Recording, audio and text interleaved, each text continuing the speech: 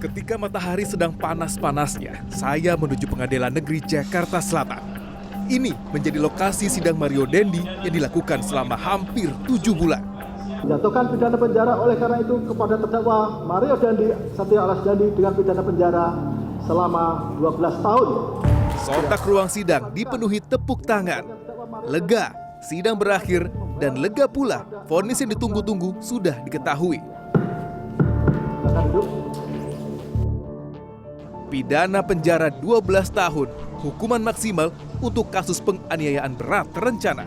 Dan Mario Dendi wajib membayar restitusi sebesar 25 miliar rupiah. Bang Jo, ayah David pun mengomentari biaya restitusi ini. Kita hitung itu kan ada dasarnya ya. Dengan LPSK juga tuh. Iya, ada LPSK ngitung ada dasarnya. Contoh paling sederhana begini. Ketika dia asuransi itu kan tidak semua di cover ya. Tidak semua di cover. Kayak kemarin misalnya stem cell. Stem cell itu tidak di cover sama sekali. Nilainya 420 sekian juta.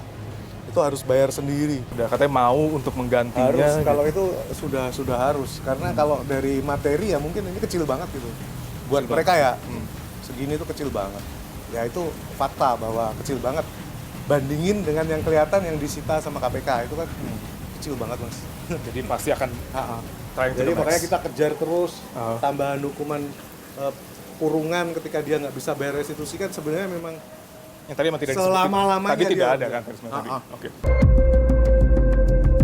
Terkait harta, saya ajak Anda untuk kembali mengingat berapa besar harta yang dimiliki Rafael Alun, Mario Dendi, dan tentu saja seluruh keluarganya. Di awal bulan Maret 2023, PPATK merilis Rafael Alun memiliki transaksi di luar kewajaran hingga 500 miliar dari 40 rekeningnya. Dan itu pun hanya dari tahun 2019 hingga 2023. Nilai 500 miliar ini pun diduga akan terus membengkak seiring pelacakan PPATK. Dan tidak hanya itu, berdasarkan laporan kekayaan tahun 2022, ayah Mario Dendi ini memiliki harta sebesar 56,7 miliar rupiah yang tersebar dalam bentuk uang, barang, dan bangunan.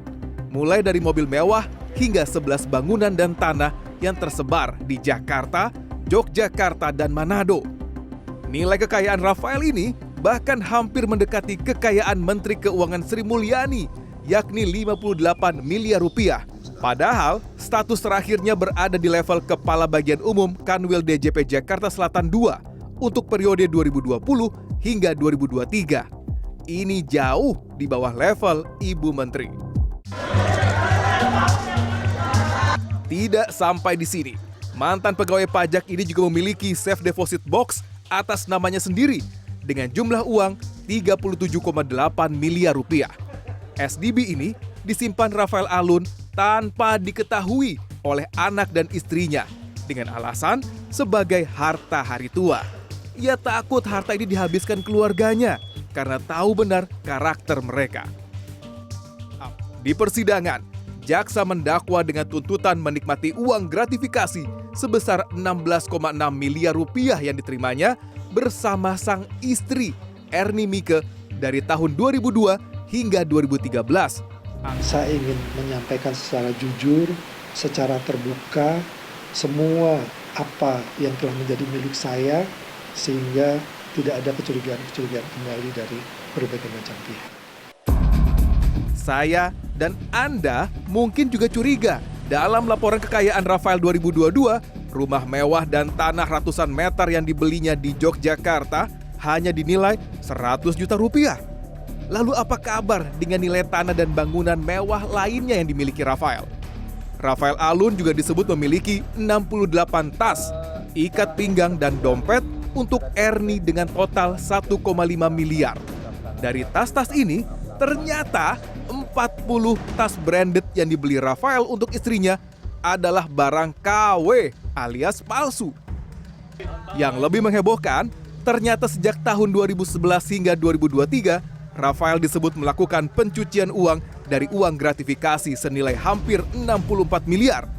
Dari uang ini, ia membeli sejumlah harta atas nama ketiga anaknya, istri, ibu hingga saudaranya agar tidak tercantum di laporan harta kekayaan. Termasuk mobil mewah untuk Mario Dendi dengan harga lebih dari 2 miliar rupiah. Masalah tadi kan seperti ada mobil Rubicon yang coba disita untuk mengurangi biaya restitusi. Keluarga meyakini hanya Rubicon dimiliki oleh Mario Dendi? Wah, nggak yakin lah. Orang kemarin yang dakwaan bapaknya aja kan dia juga terlibat. Terlibat di transaksi satu mobil seharga 2 sekian M. Jadi ini gunung es, Mas. Puncak gunung es masih banyak nanti. Nanti kan kita lihat sambil menikmati sidang bapaknya, ketahuan semua nanti.